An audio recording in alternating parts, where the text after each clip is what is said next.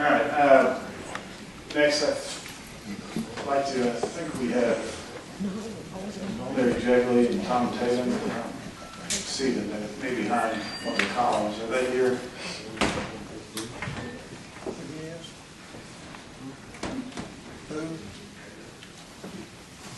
There's Tom. Larry's on his way. They're here. Okay. And I've asked prosecutors, they didn't necessarily volunteer, but I asked them to come and give their perspective. And so I appreciate them taking time out of their day to do that. Mr. Tatum, you're welcome to begin, or you're welcome to wait on your co-board. Thank you, Your Honor, or thank you, Chairman. Sorry, happy. The one thing I would like to point out to the committee, that the case the Attorney General was referring to was my case. And it was the Chief of Police from Plumsville, and Josh Cannon, the son who's the sheriff deputy, is a friend of mine. His father I've known for over 20 years. And I left that decision up to the family, and met with them several times, and a decision wasn't made until I think we ended up being a week before trial on whether to seek go ahead and seek the death penalty or not. And like I say, their concern, and I try to give them both sides, is that people are usually on death row for over 20 years. It's a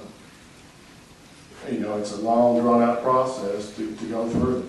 And just to be quite honest with you, I'm not sure Josh could have withstood that. I think it's been very difficult for him, especially in the career he was in, to go through all that and all the ups and downs associated with it. That doesn't change my position on whether that option should be there for the public and for families. And it's repugnant to me that because people attempting to block what the majority of people in Arkansas want, with lawsuits and filibustering and civil suits, should change, what we try to do as a state, or what you're elected to do, what I'm elected to do, if that's the will of the people in Arkansas. Now, if the will of the people changes, I can understand that. But right now, I think it's clear that the people want this as an option in our criminal system. And I think it should be there for them.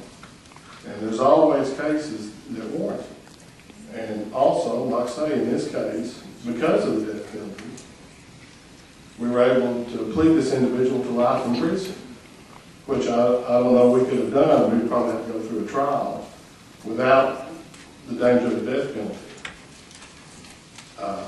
And so that's, essentially my personal position on it, position of my office. I don't know what questions y'all have.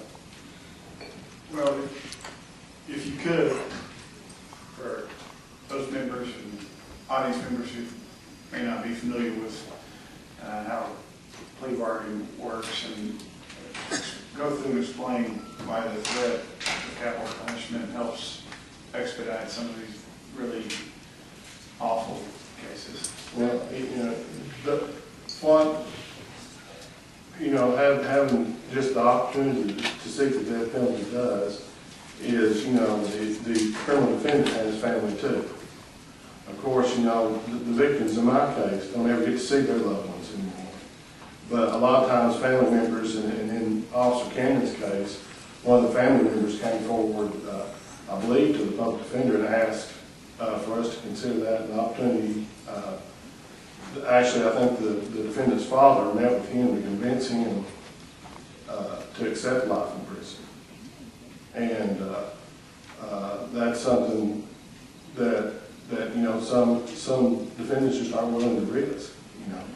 The case we had was very good. There were eyewitnesses. We had lots of physical evidence, lots of scientific evidence, and I felt like the defendant was either going to get a life sentence or a death penalty.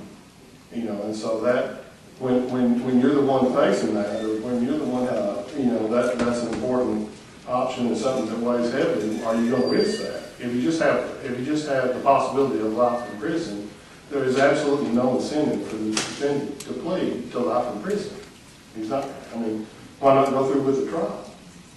And so I think you'd see much more litigation, and every year it seems to me the litigation gets longer and longer and longer. And so I think that, you know, those expenses have to be weighed with everything else. But, I mean, there's always going to be lawsuits in regards to laws. Laws are always going to be challenged. I just think that's part of it. Have you seen, and you may not want to answer this, but have you seen our inability to carry out an execution come into play in these plea negotiations? Are defense attorneys telling their clients that that's not a risk, they haven't executed anybody since 2005, and I don't care what they say, you're not going to get executed? Has that happened yet, or do you anticipate that it would happen if we're not able to fix it? I don't think, I haven't seen it happen, and something the defense bar may can tell you differently, but for my part, in a capital case, all the attorneys involved, you know, take it very seriously. I think it's your duty, and I've defended capital cases as well as prosecuted them. And I think it's your obligation as an attorney to tell your client, regardless of which way public opinion is swinging or which way some courts are swinging, to advise them of that risk and that it's a very real